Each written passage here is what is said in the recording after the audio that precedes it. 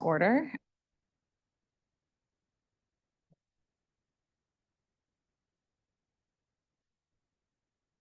Board Member Bhat Patel.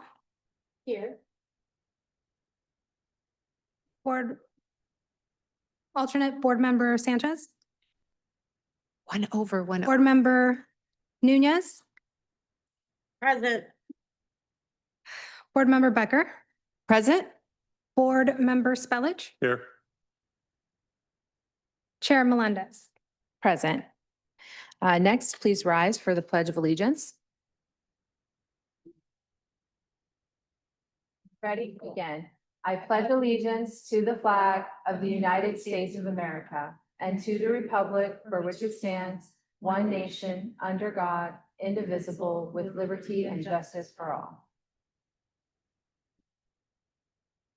Thank you. Next, we'll move forward with any board comments and announcements. Anything from the board? Seeing none, we'll also see if there are any public comments. There are no public comments. Thank you. Now we will move forward with the approval of the minutes from June 26th. Do I have a motion? I'll move approval. Second. All right, please vote. Board Member Bhat Patel. Aye. Member Nunez. Aye. Board Member Becker. Yes. Board Member Spellich. Aye. Chair Melendez. Thank you. Moving along to our consent calendar. Do we have any public comments on consent calendar? We don't have any public comments. Okay. Looks like we have a total of 6 items on consent calendar. Should have been reviewed with our CEO. Any motions on the table for consent calendar? So moved. Second. Thank you. Let's go ahead and vote on consent calendar, please. Board Member Bhat Patel. Aye. Board Member Nunez. Yes. Board Member Becker. Yes. Board Member Spellich. Aye. Vice Chair Garcia. Yes. Chair Melendez. Yes. Thank you. Moving along to our reports. We have item 7, Clean Energy Alliance Chief Executive Officer report. Thanks, Greg.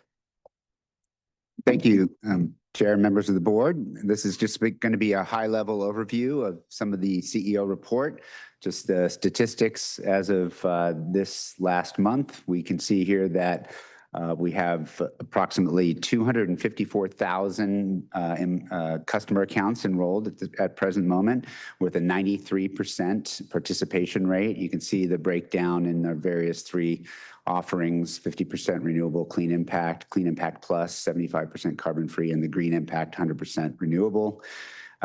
If you have any questions about that, I'm happy to answer any. But again, a 93% participation rate and just over 254,000 total accounts.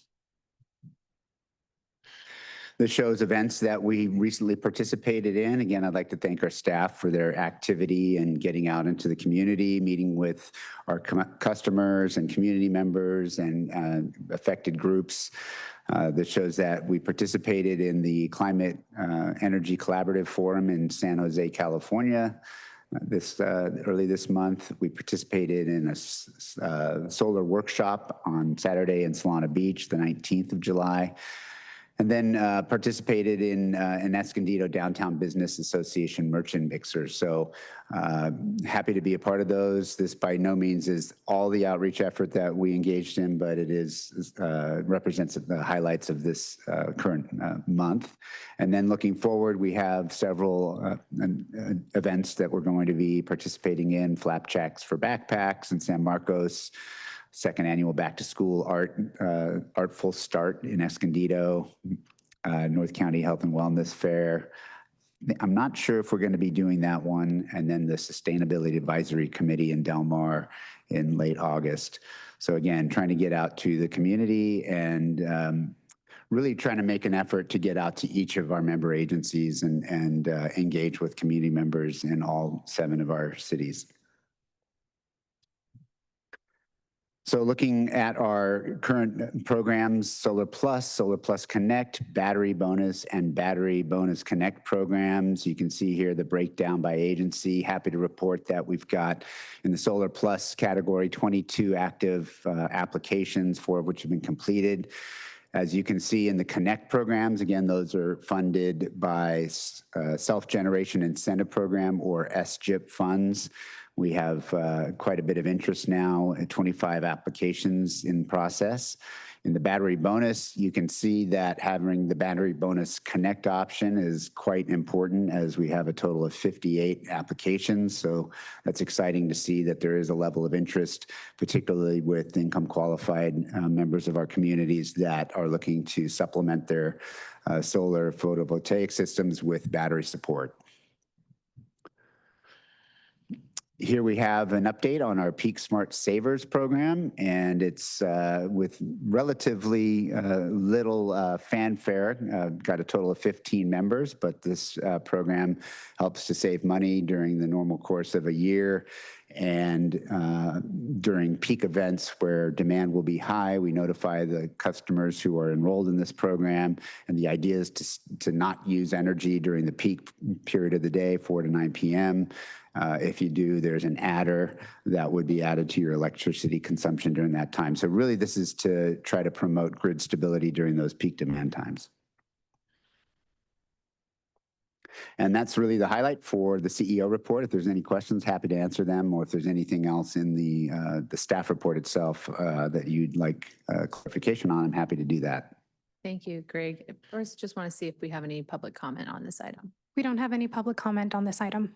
Okay, I appreciate the updates, Greg. I would just like to ask for some of these applications for programs. We have our solar program, our Peak Smart Savers program.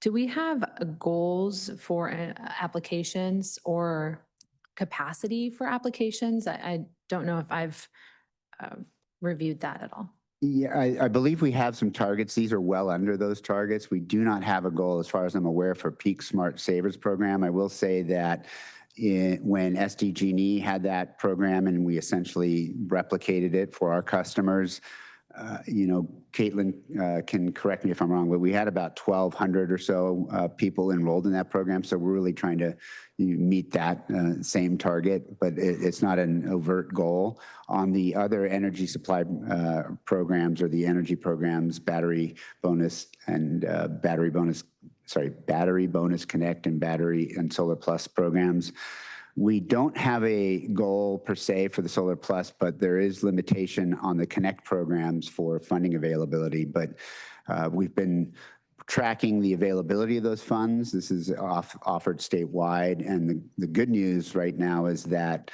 there's not an over application for those funds. So we're going to keep trying to enroll people as long as we can to get as many applicants as we can, provided there's sufficient funding. Okay, thank you. I ask because, we, as council members and members of our cities, we might have communications that we can push out and share with our constituents, and definitely want everyone to be taking advantage. And if you could maybe send us some details on those targets, just so that I can, for all of our information, know what the capacity is for all these programs. But we definitely want to get that application up and enrollment up. Do that. Any other questions and discussion? Awesome. Thank you so much for that update. Next, we're going to move along to public hearing. Item 8, consider adoption of resolution amending Clean Energy Alliance rate schedule. Go ahead. Thank you, Chair, members of the board. Oh, and we will start by opening the public hearing and taking public comment. Are we able to take public comment after the presentation? All right, let's go ahead and proceed with that. Thank you. So Chair, members of the board, as stated, this is a public hearing to change or propose change to the wholesale market access tariff rate. That is a special rate for high energy users in our service territory. We're looking for adoption of resolution 2025-035 that would amend our rate schedule to update that wholesale market access tariff beginning August 1st. Just as a little background, on October 26, 2023, the CEA board did approve the wholesale market access tariff, or WMAT, terms and conditions. The new program for these large commercial customers for 150 gigawatt hours per year. That's a pretty large energy consumption. On October 31st, 2024, the board approved the initial rate, WMAT rate, and that was based on projected revenues and expenditures for the one energy customer account that meets that 150 gigawatt hour threshold. And we set those rates to ensure that we're covering our costs. The proposal here, based on a review of the usage since the beginning of this year and the formula that we put together, the rate is to increase the rate from 10.15 cents per kilowatt hour to 11.35 cents per kilowatt hour. And this rate change ensures that we will have sufficient revenue to meet our projected expenditures administering this WMAT program. We have been in active communications with the San Diego County Water Authority for this account. They are in agreement and support this decision, and we would have this rate go into effect, assuming the board approves it, on August 1st, 2025. And just to advise the board that we did send out notice of this public hearing 2 successive weeks on July 19th and July 25th prior to this rate setting hearing. So that concludes the presentation, and I'm happy to answer any questions you might have. Okay, and up until the point where the public hearing is closed, any member of the public can come forward and speak, but do we have any public commenters at this time? No public comment. All right, members of the board, any comments, questions? I would look for a motion to approve the and adopt the resolution. I'll move. I'll second. All right, motion and second. And within that motion, would you also include closing the public hearing? Yes. Okay, and thank you. So, All right, let's go ahead and vote. Thank you. Board Member Bob Patel, Aye. Board Member Nunez, Yes. Board Member Becker, Yes. Board Member Spellich, yes. Vice Chair Garcia, Yes. Chair Melendez. Yes. Thank you. And thank you, staff, for helping us comply with all the noticing requirements. I know that it's a hefty task for every organization holding public hearings. Now we'll move on to new business. Item 9, our regulatory update. Thank you.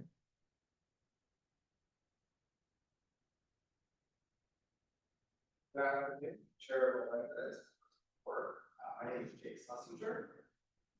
Can you hear me? Yeah. Yes. There we go. Does that make a difference? Oh, there we Okay, go. there we go. Sorry.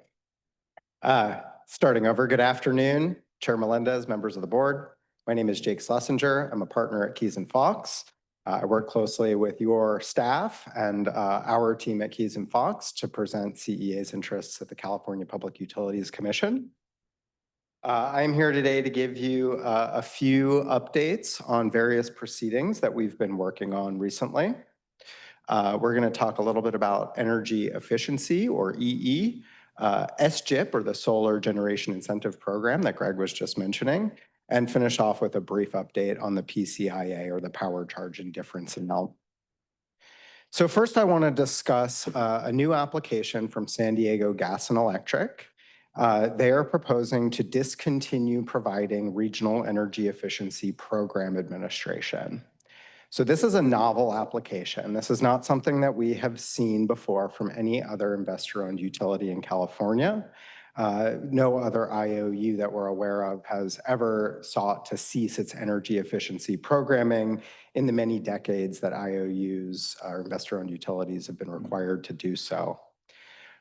This raises a lot of novel questions for the commission on law, fact, and policy.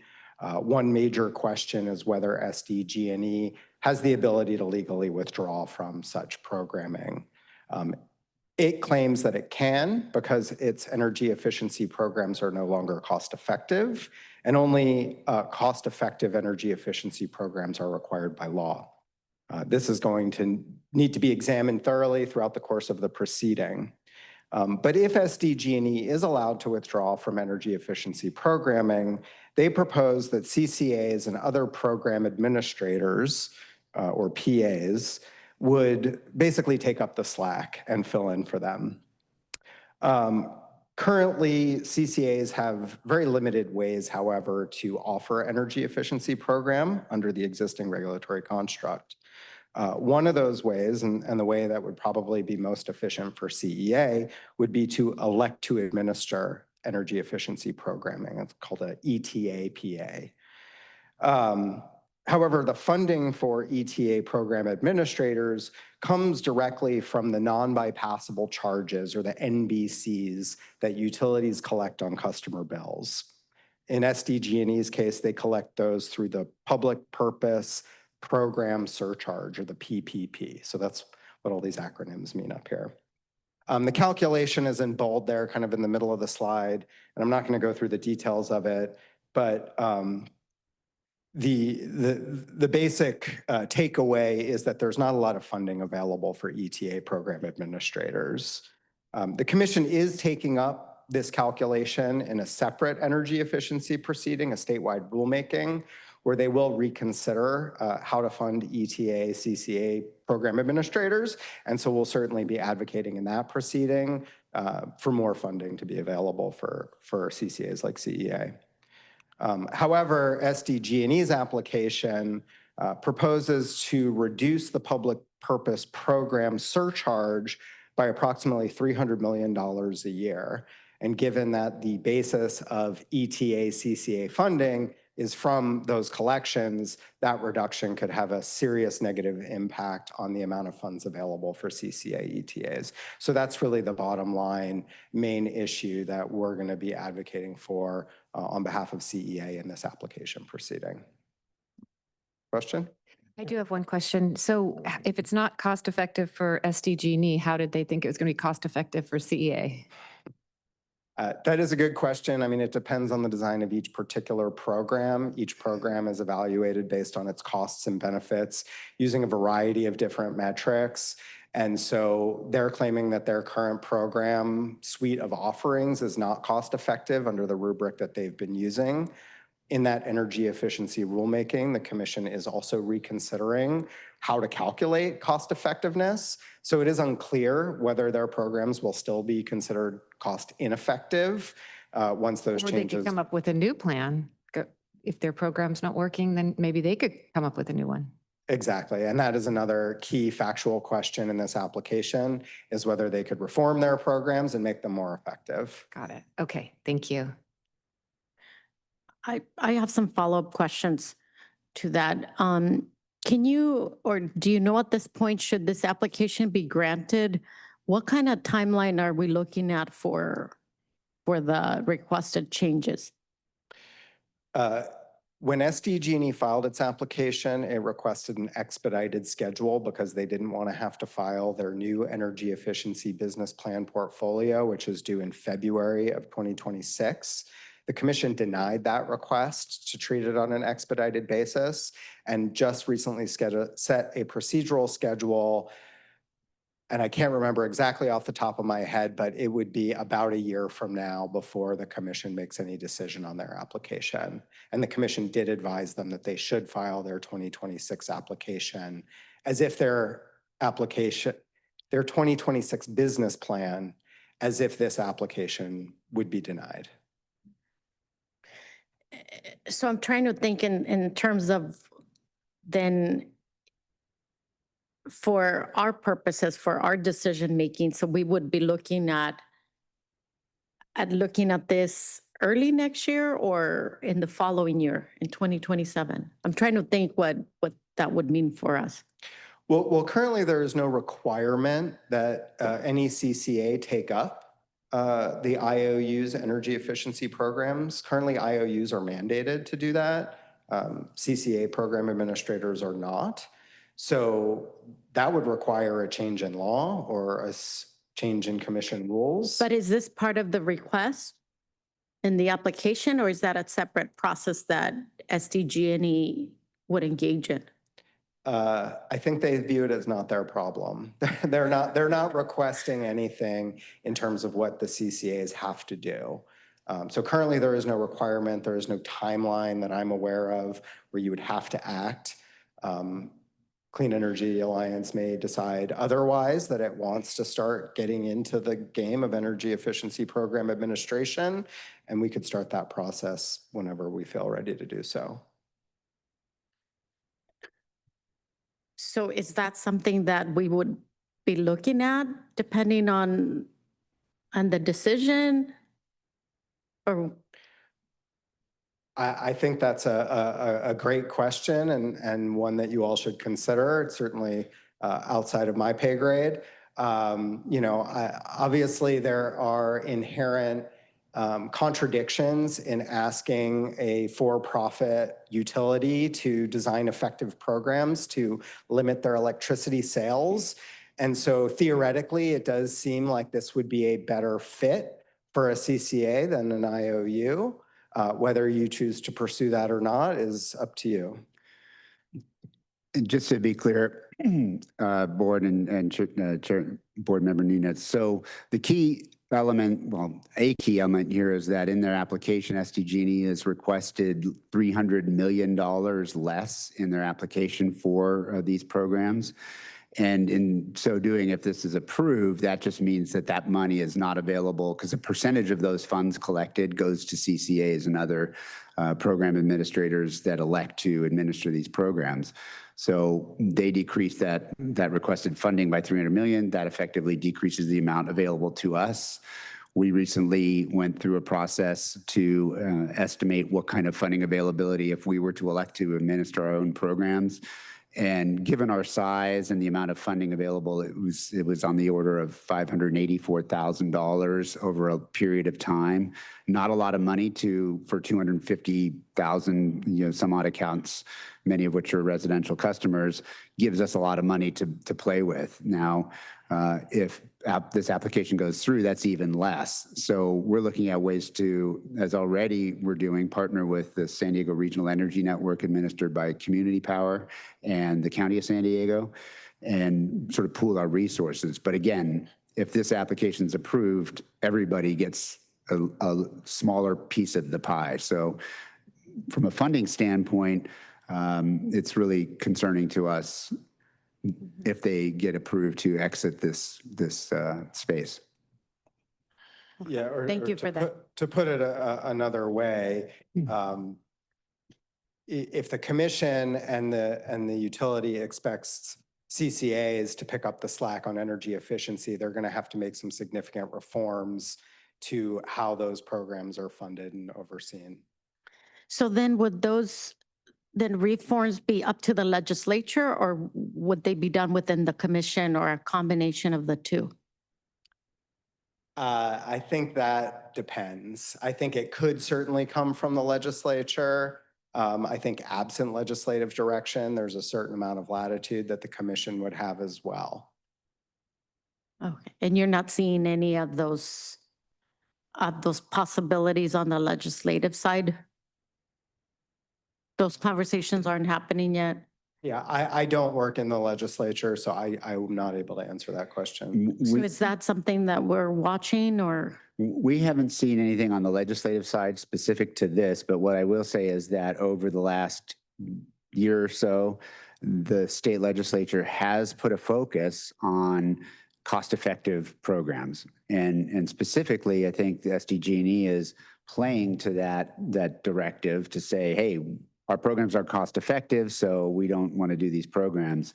And there has been discussion at the subcommittees of both the Senate and Assembly making a point about, hey, we need to make sure that these programs are cost effective. Otherwise, this charge, this public purpose program charge, the PPP, is not doing what it's intended to do.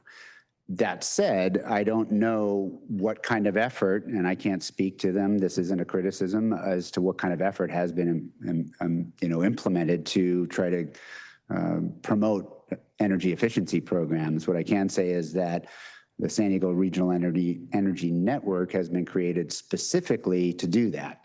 And so the objective there would be to make sure that the programs they implement are cost effective and are getting out to the folks that we want to benefit them. Okay. My concern is that we make sure we stay on top of the changes and if there's any possibility, obviously, to join in any advocacy that might be happening.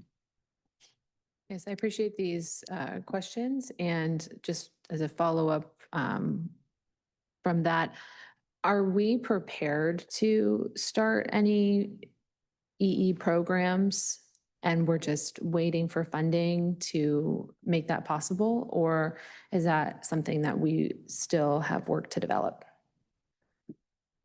Yes, we are looking at running our own programs. We have not fully developed any of those programs, but we are looking to do so, both on our own as well as through the Regional Energy Network. So this is of interest to us. We are interested in this. We are looking, we do actually participate in the the Equitable Building Decarbonization Program. As you may recall, we are part of a SoCal consortium of agencies that received a large grant to do building decarbonization, some of which is also energy efficiency for populations that need those programs. Okay, thank you. Any other questions? Yeah, let's keep going. Okay, moving on. I wanted to update you on the Solar Generation Incentive Program. As you probably know, and as Greg just mentioned in his presentation, this program provides incentive dollars for customers to install their own behind-the-meter energy storage and solar generation systems. As Greg mentioned, CEA's Solar Plus Connect and Battery Bonus Connect programs are both SGIP-funded programs. However, those programs are struggling right now to access SGIP funding because in late 2023, the Commission ordered that SGIP program administrators, including CEA, must require applicants to enroll in an approved qualified demand response program. The problem is that almost all residential CCA customers in the state of California lack access to a qualified demand response program. This means that CCA residential customers across California are largely locked out of accessing SGIP funding. And this, of course, could drive customers who want to access that funding to leave CCA service and return to utility service. Obviously, some pretty big anti-competitive concerns that we have been raising for quite some time. To at least partially address the requirement and get SGIP moving, we worked with CEA staff to file an advice letter back in May for approval of the Peak Smart Saver program, which you already have in place, but for approval to get that on the list of qualified demand response programs that customers could enroll in to unlock that SGIP funding. So far, there has been no commission action on that advice letter. To be honest, we're a little bit pessimistic because other CCA advice letters that were similar have recently been denied by the commission. But if that advice letter does get approved, that would basically unlock all of that funding for the CEA programs. In addition, some good news. The commission back at the beginning of this month in the SGIP rulemaking sought comments from parties as to whether it should remove this DR requirement for all residential low-income subscribers applying to SGIP. Now, that doesn't solve the problem for residential CCA customers across California, but it would solve the problem for CEA's two programs, which are both income qualified programs. A group of CCAs, including CEA, filed comments recently, just last week, to support this requirement. In fact, almost every party that filed comments in that proceeding supported removal of the requirement, except for Pacific Gas and Electric. But SDG&E and SCE did also support removing that requirement for low-income customers. We noted in our comments that there's an estimated 700 low-income residential customers that are participating in CCA SGIP programs with an incentive value of about $17 million that are stuck in the SGIP queue. And for CEA, that's about $1.7 million of funding stuck in the SGIP queue. So about 10% of that is CEA. We also argued that the commission should consider exempting all residential customers from this requirement until DR programs can be put in place that qualify, but we will see. And obviously, at the federal level, with the recent passage of the federal reconciliation bill and the removal of the investment tax credit, time is really of the essence to get the commission to act on this. These incentives are obviously much more effective if they can be layered on top of those tax credits. And so we want to get these funds unlocked in time to take advantage of those before they expire.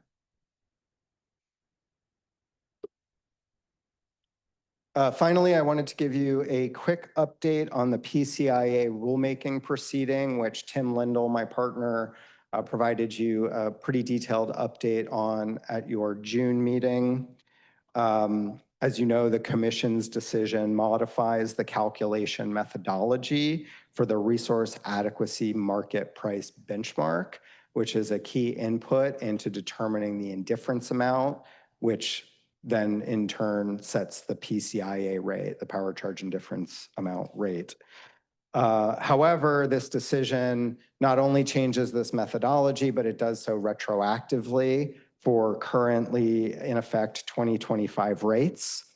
And if you look at the figure that I have on this slide, you can kind of see the process. That first blue box on the left happens at the end of 2024, where the commission forecasts the 2025 indifference amount to set the 2025 PCIA rate, which is what is then collected from customers during the course of 2025. When the commission resets the PCIA rates in 2026, it does a true up of that 2025 forecast. That's the second blue box on that chart. And then uses that trued up amount to set the 2026 rates. And what's happening here is that the box on the left was crafted using the old methodology, and the box on the right, the blue box on the right, has been ordered to use the new methodology. So really an apples to oranges way of calculating those rates, and essentially affects to what we call retroactive rate making, changing rates retroactively. That is generally illegal under California law for any general rates. In this case, the commission is arguing that these are not general rates. We strongly disagree based on pretty clear California Supreme Court precedent. And this could be problematic long-term if it stands, because it could set a dangerous precedent whereby the commission could go back and change PCIA rates retroactively for basically whatever time period it chooses is appropriate. So we worked with CalCCA to file an application for rehearing. That was just filed on Monday. Technically, the commission has a 60-day period upon which to rule on that application for rehearing. If they don't rule on that within 60 days, parties have a right to appeal the decision to the California Court of Appeals. Doesn't mean that they will rule on it in 60 days. Oftentimes, they will sit on these decisions for a year or more. But if they don't rule on it in 60 days, then we have the option to file an appeal. And that brings me to the end of my prepared presentation, but I'm happy to take any additional questions. Thank you. Do we have any members of the public who would like to speak? We don't have any public speakers. Thank you. Any comments? I just wanted to clarify that last thing that you said. We'd still have to wait a year to file the appeal, though. Is that correct? Or No, you if the could file it right commission- away? Because you don't know what you're appealing if there was no decision in 60 days. We would be appealing the decision, the underlying decision that Oh. applied the rule retroactively. Right, Or okay. applied the methodology retroactively. Very good. So yes, there is a possibility of appeal in 60 days from Monday. Which seems like a good idea if it seems like you get more logic. I don't know, but thank you. I would advise that if we talk about that, we do so in a closed session where you can receive legal advice. Thank you for these updates. Seeing no further questions, thank you, and we'll move forward. Thank you. All right, next we have on our agenda item 10, adoption of resolution approving 10-year power purchase agreements with IP Darden 3. Thank you.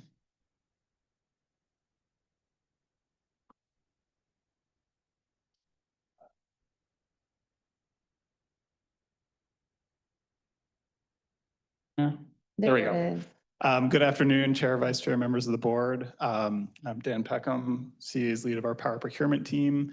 I'm here to present item 10, which is requesting approval to enter into a 10-year PPA with the Darden Clean Energy Project.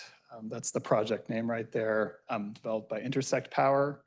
It is a new build co-located solar and storage project, just under 140 megawatts of each. With solar and 4-hour battery storage. A little bit of background for why we're entering into this kind of an agreement. Long-term agreements, power purchase agreements like this for new build projects are critical to meeting our environmental goals. They are also really the backbone of most load-serving entities like ours, energy portfolios. They lock in power costs. There's a fixed power price for the electricity. They limit exposure to fluctuations in various different prices of energy products we buy, like resource adequacy and renewable energy certificates. And our agreement with the developer is critical to them being able to finance and build the project. Most ECAs, as they become more established, they typically end up developing a portfolio of a bunch of these different PPAs across different locations and different technology types. And so this would be a key piece of building up our portfolio of PPAs. One final comment, don't know what happened there. Sorry, one sec, screen's gone. Yeah, I'll keep talking. Oh, there we go. There it is. There we go. Oh, it's going. So just in terms of how these types of projects come into us, CEA periodically runs RFPs, and we solicit offers from developers who want to bring projects that they're developing with pricing. We look at the variety of projects that we receive under these RFPs and select ones based on price and other factors that we think are the best fit for our portfolio and would provide the best value and lowest cost to CEA. This project, the Darden project, is located in the Fresno area. It is a large project on fallow agricultural land, and it will be connecting into a new switch yard in an area of the grid that has good sort of interconnection, both south and north, and sort of ability to deliver power. The contract itself is a 10-year PPA with the project company, Darden.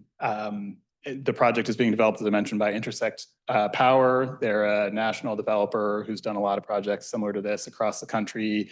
They do have an office in Solana Beach. You can see it as you're driving along Route 1, actually. And very specifically for this offer, again, it's 4-hour batteries plus solar, and CEA would get a variety of benefits. One, the energy itself. 2, renewable energy credits, the PCC ones there. It has the potential to contribute to our midterm reliability goals. And then finally, the storage component does provide resource adequacy as well, which is another key component of what we need to procure every single year. Finally, I'll just mention in terms of the project itself, as I mentioned, we selected this project based on a fall 2024 RFP that we ran. Since then, we've been sort of going through the contract negotiations and getting to the PPA that we're asking for approval here today. Last thing I just wanted to bring up, just given some of the ongoing battery storage concerns, just most projects that are being developed now, like this one, which this one has a 2028 commercial operations date, are using more modern battery safety procedures. There's the NFPA 855, that's just sort of National Fire Code standards. Beyond that, the actual LFP technology used is, has lower fire risks than previous technologies that have been used in older systems. And like most new projects going in now, it's a containerized system where it limits the potential for spread from one container to the next within the overall project structure. That's about it in terms of the presentation. Happy to take any questions. Do we have any public comments on this item? We don't have any public comment. Thank you. Well, first, I just want to say thank you for all your work on these contracts for this and the next. We are getting a lot of business done, and I really appreciate your work and everybody's work to get these agreements before the board. One question that I had, and I checked on this with Greg too. So this is a 10-year power agreement. And at this time, it includes 4-hour battery storage, but there is potential for technology improvements and means for battery storage to increase, to 8 hours and greater than 4 hours. So what is our ability to amend this agreement or, within that 10-year time period, if there are technology changes or opportunities for just different battery storage options, what would our options be? Yeah, so I guess thank you for the question, Chair. There are a couple ways to think about this, I'd say. In terms of the actual project itself, they have a design. Swapping in a new battery system, I'd say for one specific project is probably unlikely. There are contracts I've seen for other CCAs where they essentially say, okay, well, this was designed as a battery to do this over 4 hours. Technically, you're storing energy. You can release it over 8 hours instead, and so get some of those benefits. But the actual system itself, swapping in new batteries after 5 years or something, that's a very large cost. Okay. Beyond that, though, this is one portion of a portfolio. So as we're looking around and sort of saying, how do we meet the overall needs of our customers and when they need energy, you can layer in some of these 4-hour ones, you can layer in the solar, look at other renewable types, but also then as we start to say, okay, well, our need to really meet a very specific peak demand during like the 4 to 9 p.m. range, which a 4-hour battery is really good for. As we've kind of met that need, then we can start looking at, okay, what's out there to meet the rest of the like morning and evening peaks that solar doesn't really cover. And maybe it's other renewable energy types, maybe it's 8-hour batteries. Got you. So this is an exciting contract, but it's all within a larger portfolio that we're assessing for our resource adequacy and our other needs and targets. Okay, any other comments and questions? All right, well, I would go ahead and move to adopt the resolution and to approve this 10-year power purchase agreement. Do a second? A second. Thank you. All right, please vote. Board Member Bob Patel. Aye. Board Member Nunez. Yes. Board Member Becker. Yes. Board Member Spellich. Aye. Vice Chair Garcia. Yes. Chair Melendez. Yes. Thank you. And now we'll move on to item 11, adoption of a resolution to approve 10-year energy storage resource adequacy agreement. Take it away. Thank you all. Back at it again for number 11 here. So this is another 10-year agreement. We're requesting approval for this 10-year storage and resource adequacy agreement. It's a slightly different name, but same kind of structure of a long-term energy supply agreement. This one is for a 28 megawatt portion of a slightly larger project, but again, it's a 4-hour lithium ion similar technology project. This one is a storage only one. It does not have solar associated with it.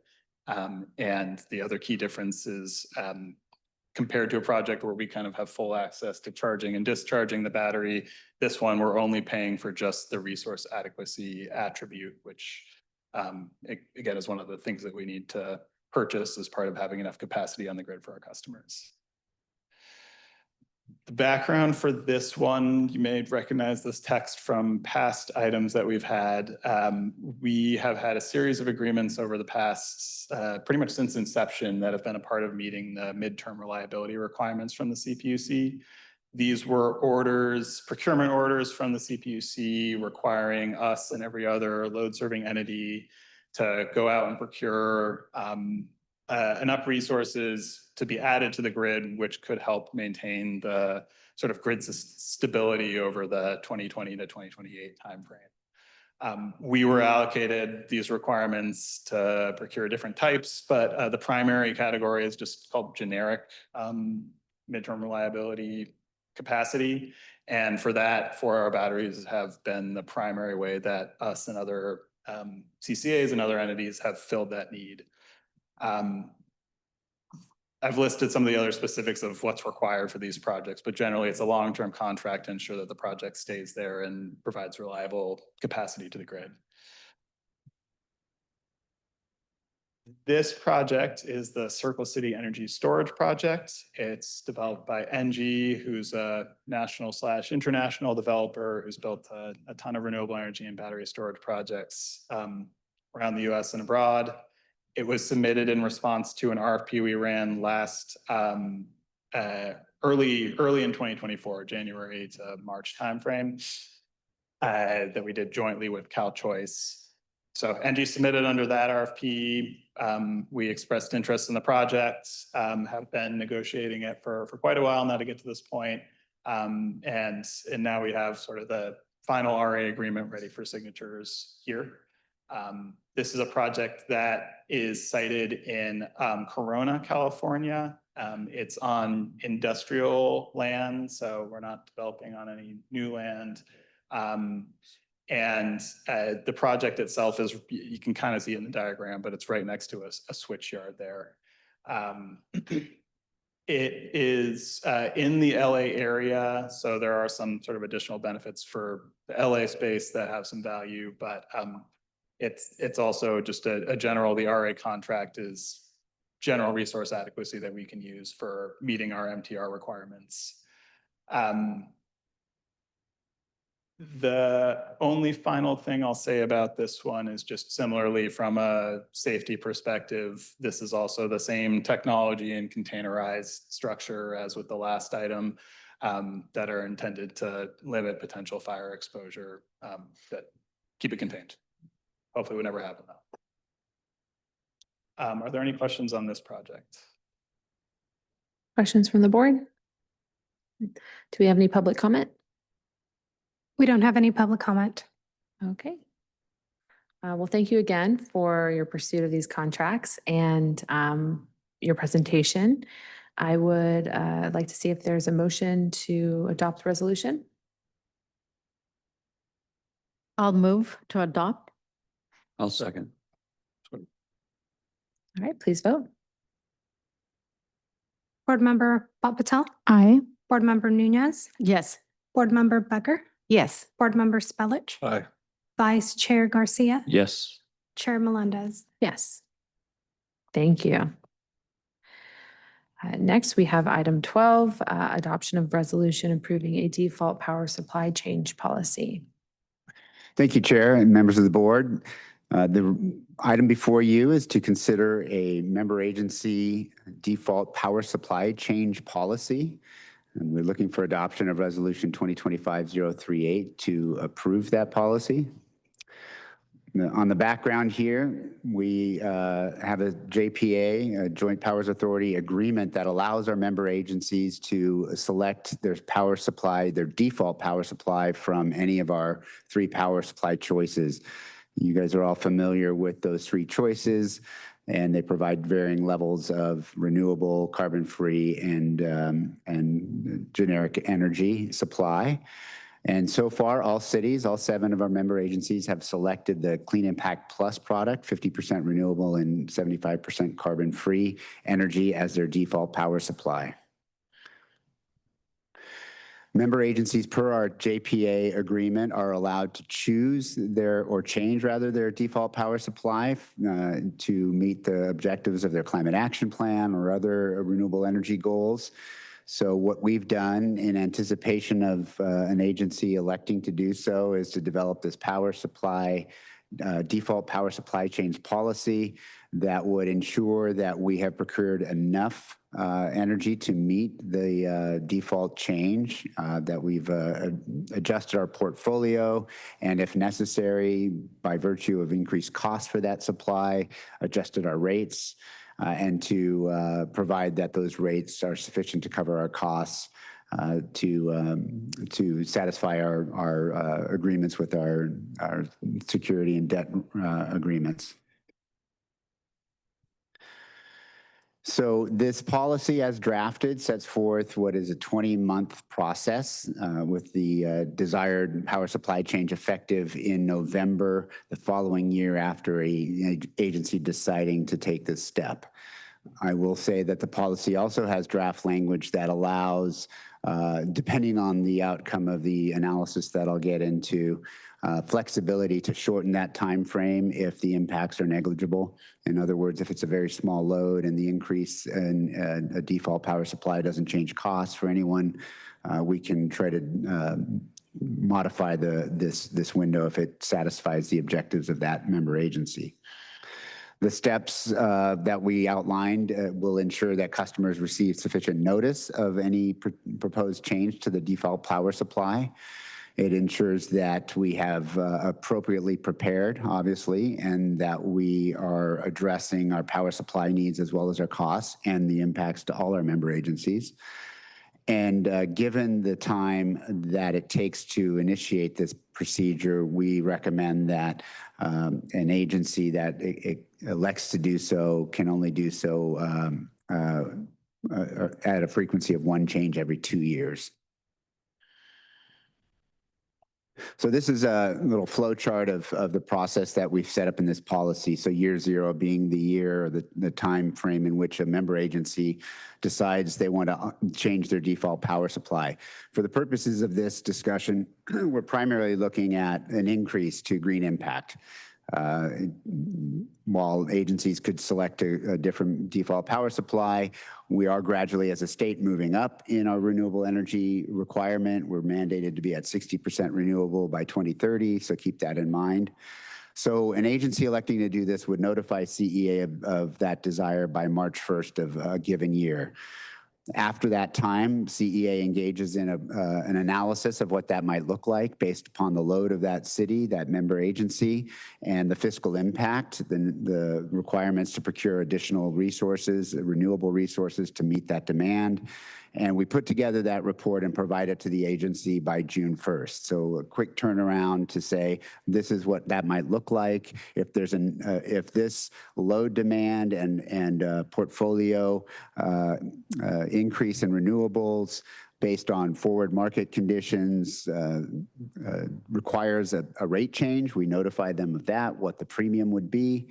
And with that information, that member agency then goes back to their respective city council and decides if they want to adopt a resolution. So assuming they do, they adopt a resolution by October 1st, notifying that they intend to change their default power supply.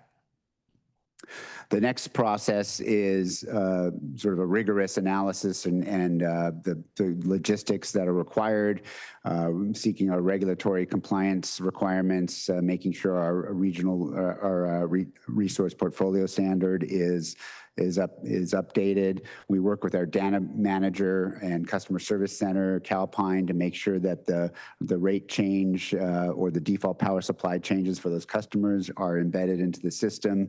And then there's also the customer communication program, which I'll get into. And then finally, the rate adoption, if applicable. If the rate does have to change, then we'll do that as well.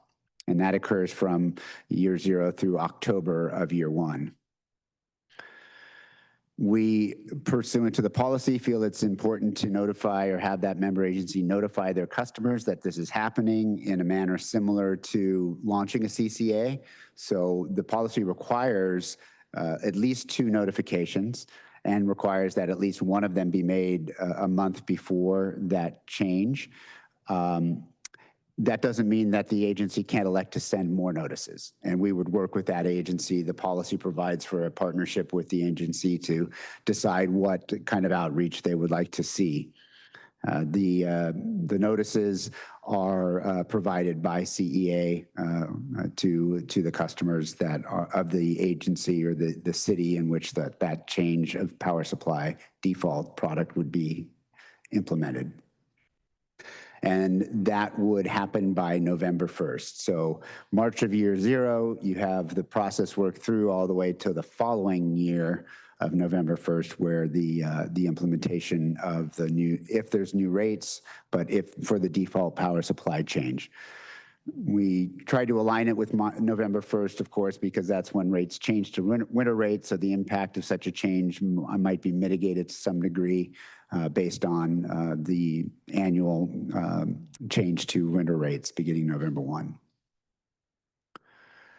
So that basically concludes my presentation on the procedure, the policy as it's constructed. We think it's a valuable policy for member agencies. We do not have member agencies clamoring to do this. So, however, there has been a discussion with the city of Solana Beach. In fact, they've implemented or in their recent work plan for fiscal year 26 have directed staff to investigate this possibility. And so in advance of any such request, we think this is a good policy to have in place so that we can inform our member agencies of the process they'd go through. Thank you, Greg. Do we have any public comments on this topic? No public comment on this. All right, any discussion questions from the board? Yeah, Yes. thank you. I appreciate you going through this whole process to get to this policy. I was curious if would it have to take a council resolution to come to you to ask to work the numbers in the beginning, or could that just be by one council member? How would we want to do that? Thank you for the question. The policy does not require a resolution by that member agency to initiate the process.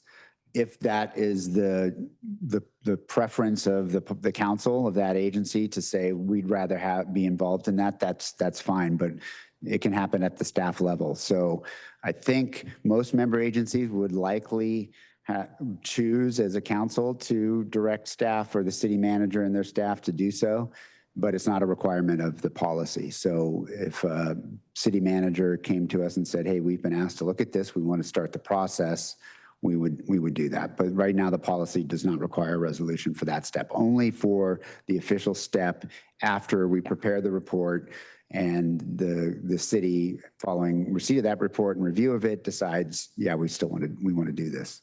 Okay, because I feel that there's going to be quite a bit of work on your part then once this whole process starts. I mean, depending on how big the city is, I guess. So. Yeah, I think that's a good consideration, but I think it gives us sufficient time. We work closely with our procurement team and power supply team, and I think we could come to a determination as to what this might look like cost-wise pretty quickly. And there wouldn't be any reason to maybe just kind of have a new default program. You couldn't do that for just like new people moving into the city or something like that. It would be more unknown, I guess, uncertain for us to know what the loads would be then, I guess. Yeah, it would be hard to predict. I mean, you're not going to have a lot of that would, I can't say that all our member cities are built out and that we don't have change and increase in customer account numbers, but it would be my guess is it would be a relatively small impact. Whether or not a city could do that, the policy doesn't necessarily address that possibility. I don't know that it's not a big enough impact anyway. I was just thinking of that. Yeah, I don't know that it can't be done. It's a lot of work to go through to probably do that, but it'd still be relatively the same process. And just to clarify too, when you renotice, it's not the same as the original notice that people could opt completely out and go back to SDG&E, because SDG&E has a program where you'd have to meet certain requirements, or I forget what it is, a year or whatever. Correct. The Got that. process would be unique but different in as much as when you launch a CCA, to your point, the notices are required to provide an opt-out period. 60 days following the launch of a CCA, a customer can opt out with no penalty or a transitional bundled rate. In this procedure, there's no grace period. So the notices would likely notice the customer that the default power supply would be changing, and by virtue of that, every customer would be going to that default power supply, but that they would have the ability to opt down. They can also opt out at any time. Any member of CEA can opt out at any time, but then be put on that transitional bundled rate that By SDG&E apply, Yeah, they have a process. or wait until that period expires and they can opt out. Okay, thank you. Thank you for those questions. Any other questions? I think that this procedure is appropriate, and at least it outlines the work for us. And I think it's likely that very few member agencies will be looking into this, but being able to lay out the policy and have the option available is a great first step. Would I have a motion to adopt the resolution? I move approval. Second. All right, we have a motion and a second. Please vote. Board Member Bob Patel, Aye. Board Member Nunez, Yes. Board Member Becker, Yes. Board Member Spellich, Aye. Vice Chair Garcia, Yes.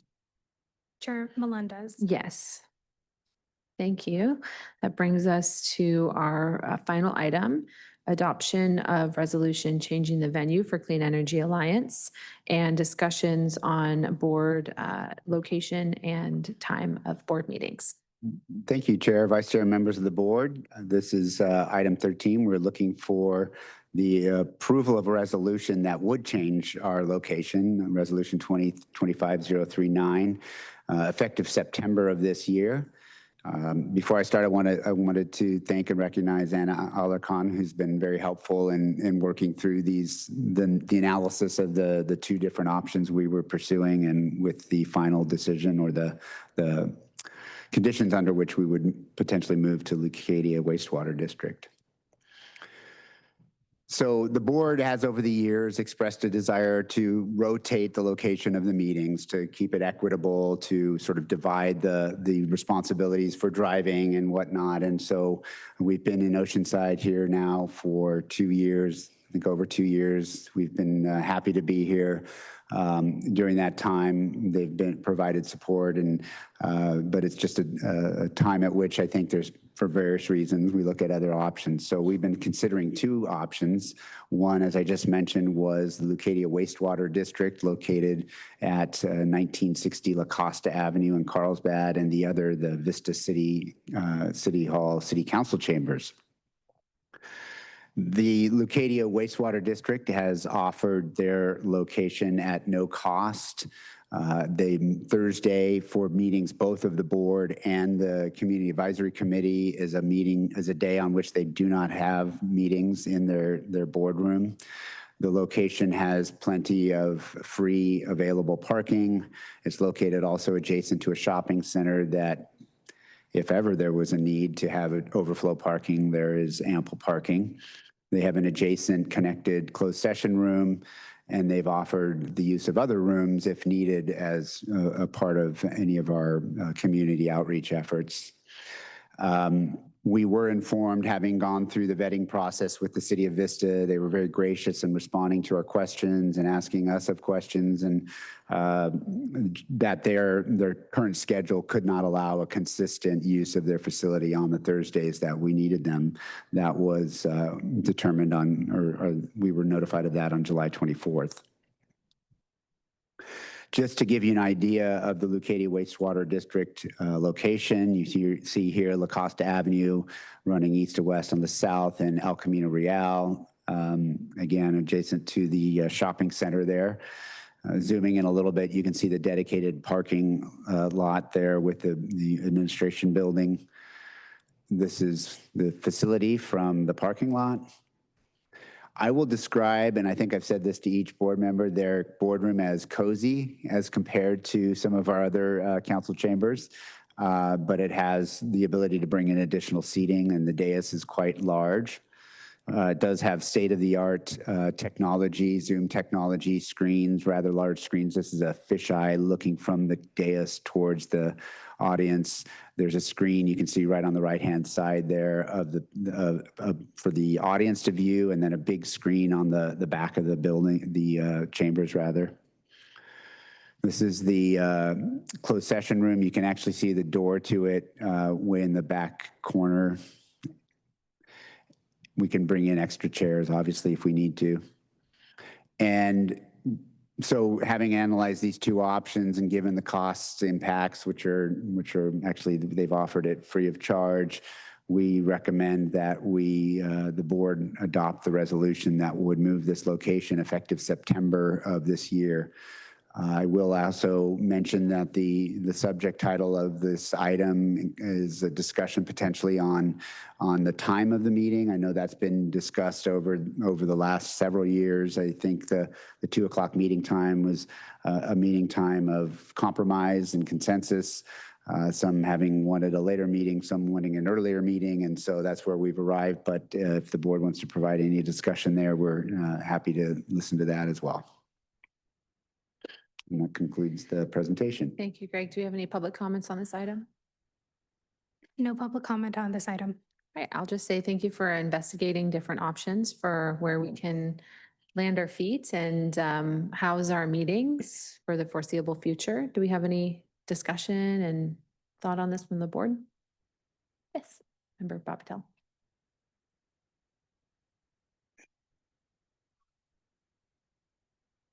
Okay, there we go. Perfect. Thanks for the presentation, and looking forward to seeing this move to Carlsbad. That'll be great. I know, again, Oceanside's been a great host, but looking forward to that piece. In terms of the time, I just wanted to throw it out there. I know I've talked to you, Greg, and previously I had talked to Barb and others, but as a parent of a young child, the 2 p.m. can be a challenge given the pickup times. I know I'm seeing Christian nod. I know Eric has, Councilmember Joyce also has young children, and we've definitely had to leave at times at 3 p.m. because our kids need to be picked up before 3:15 or 3:30. Some of us have it easier, where from Oceanside to Carlsbad, it's not as hard, but I can imagine getting to Escondido from here might be a little bit more challenging. And I just thought I'd throw that out there, that there have been times where we've had to leave early because we have to pick up our kids. So I just wanted to mention that if there is feasibility or a way, I know it's hard because there are so many of us and our schedules are difficult to align, but that was just one thing I wanted to put out there. I know I've mentioned this for North County Transit as well, because it's also at 2 p.m., but just wanted to mention. Thank you. Thank you. Yeah, I want to reiterate, or I want to emphasize that same thing with me. I'm a full-time teacher as well, and I do also have a young kid that we had to coordinate. So I think especially given that we're looking to move somehow even further from Escondido. I don't know how you guys managed to do that, but you did. I'm asking for a little bit of consideration too. Now I know, Dr. Patel, you were saying that the 2 o'clock you usually do around 3 o'clock pickup. Is that? I'm not sure if it's possible to do a 4 o'clock meeting. I know that's a little bit later, but there's a couple of things that I think we should consider. One, it gives more people in the public the opportunity to come speak if they wanted to. And the other thing is, I'm not sure how it is traffic wise for you all, but 3:30 or 5 o'clock or 5:30 is the same. At least on the 78 it is. At that point, traffic, and I'm sure it's the same probably on the 5.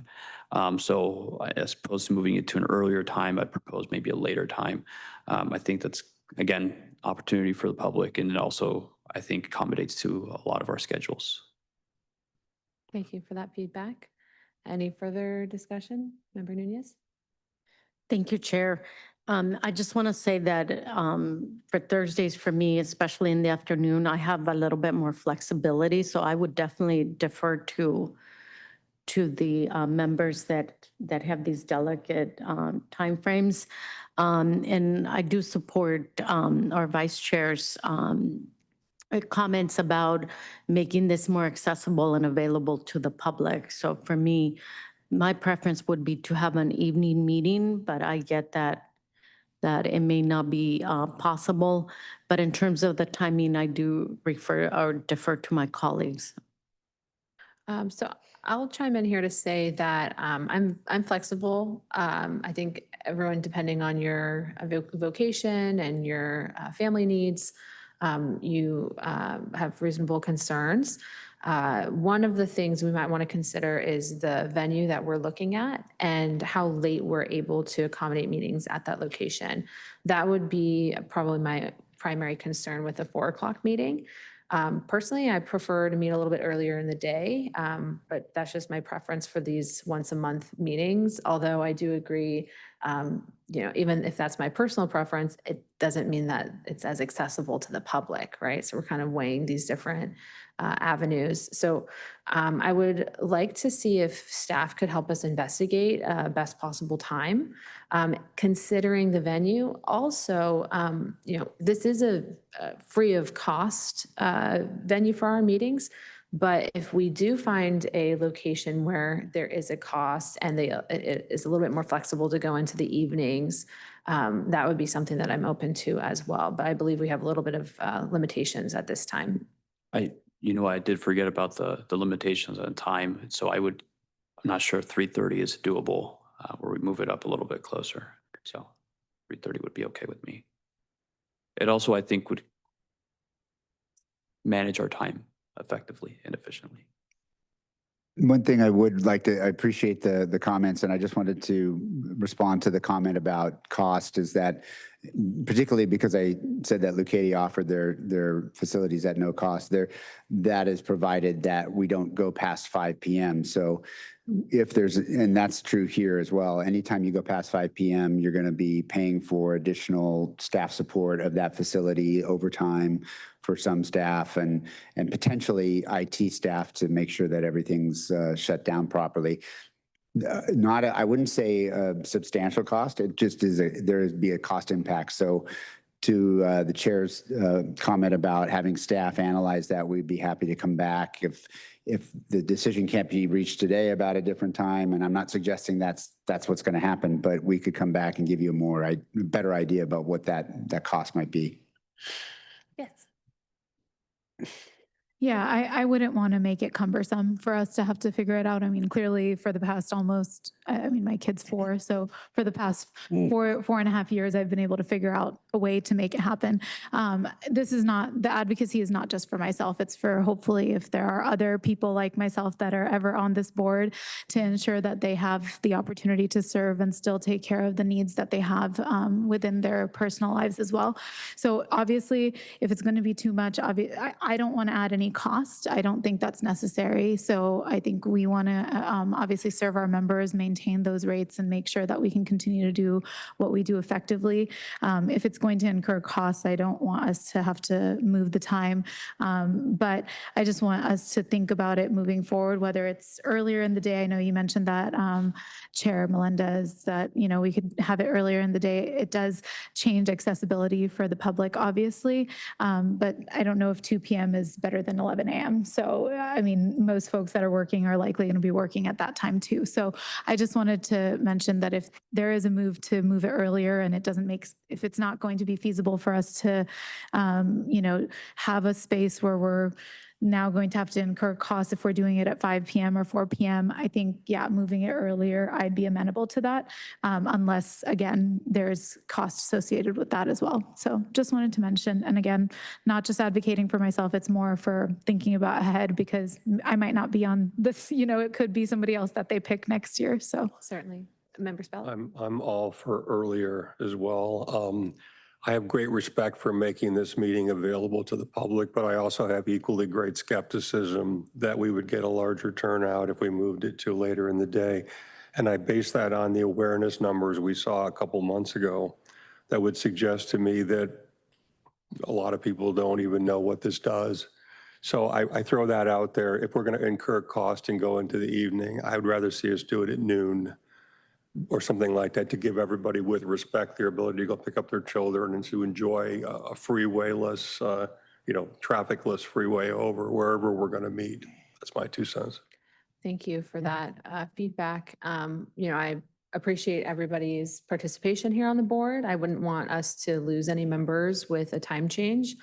We have been, it's been possible for 2 p.m. to work thus far. So, I still support our location change at this time. I think that the goal would be to wrap up our meetings by 5 p.m. To continue on with business, to give relief to the staff.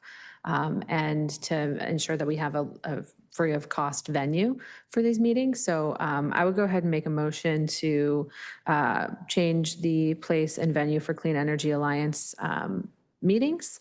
And then also to direct staff to do a little bit of a survey on some time options that can accommodate majority concerns and retain members of the board based on their schedules.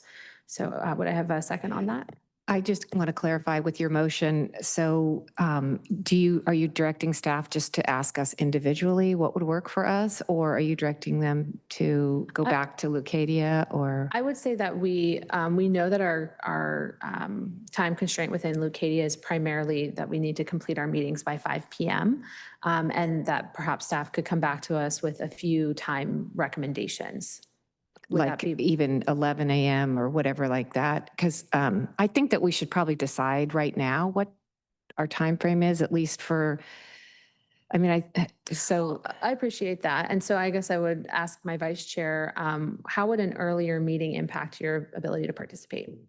Severely. Okay. Yeah. So, I wouldn't move to change anything at this time if it would prohibit any one member from participating. So I wouldn't move forward with a time change or make a motion for a time change at this time. But if there is majority interest in having an earlier time, then I'd be amenable to that. But unfortunately, our vice chair wouldn't be able to participate if it was earlier. What about 1 p.m. for the parents? Would that make it easier for you to get to pick up or drop off? And no, looks like, okay. It would definitely make it easier for me, but again, I'm like right there. And then if we move it to Carlsbad, I'm closer. So from my perspective, yes, 1 p.m. would be great. But I also don't know where, what it would look like for Councilmember Garcia or Joyce. So yeah. I would recommend us not making any immediate changes today, but I think staff could bring back more information for us, not just based on time preferences of the board, but also based on travel impacts, considering we're going to be at this new location and we have members coming from all across the region. So I would keep my motion. so your motion is to change the location, but keep it at 2 o'clock. That's the motion today. And Right, but to any other invite changes? staff back to give us some considerations for time change.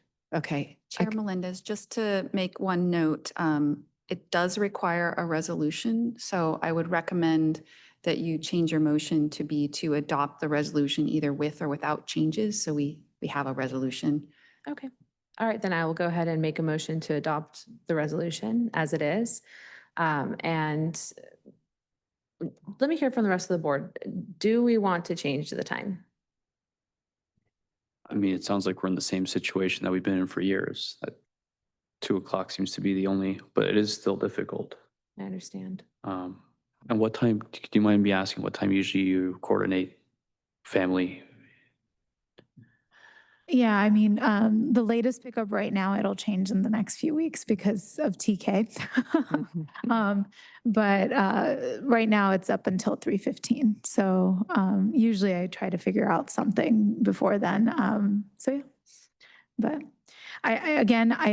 it shouldn't be based on just mine. Like it should be based on the majority because we can all, we're in this role and we can all figure it out. So I'm sure And it's once there's a a way month for- and also board members change because we don't have Joyce on our board. That's what I was saying earlier, that I don't know. Obviously there could be a change in the board members, but the advocacy is not necessarily just for me. It's more around in the future for any boards like these. We should just be mindful of people that have just responsibilities of caretaking, whether it's for kids or otherwise. So. All right, I'm going to second your motion.